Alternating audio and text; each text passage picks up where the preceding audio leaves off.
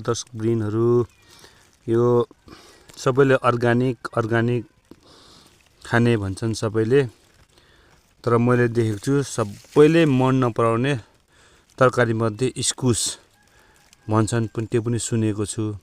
तर संसारको मेरो विचारमा सबभन्दा अर्गानिक तरकारी भनेको यो इस्कुस हो।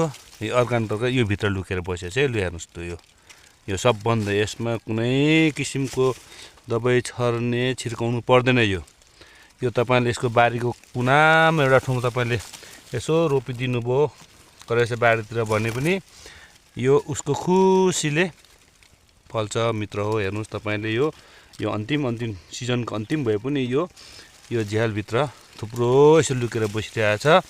यो अर्गानिक तरकारी चाहिँ यसलाई भनिन्छ है मित्र हो। सबभन्दा तपाईँ हेर्नु सक्नुहुन्छ यो खालको अर्गानिक तरकारी मसँग छ, यहाँबाट हेर्नु सक्नुहुन्छ। यहाँ हेर्नुहोस् यतातिर पनि पसिरहेछ है, यसो छ, यता छ, यता हेर्नु सक्नुहुन्छ। यहाँ छ ऊ परेर सेतो खालके पनि छ अर्गानिक तरकारी।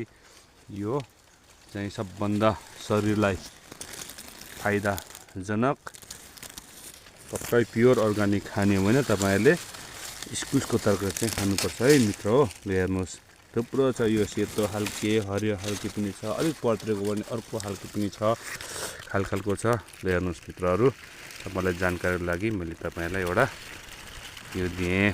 अर्गानिक भनेर धेरै मान्छेहरू कुरा गरेको सुन्छु म, तर इस्कुसदेखि चाहिँ 3 कोस पर भाग्ने मान्छे पनि मैले देखेको छु है मित्र हो। ल है मित्र, ल।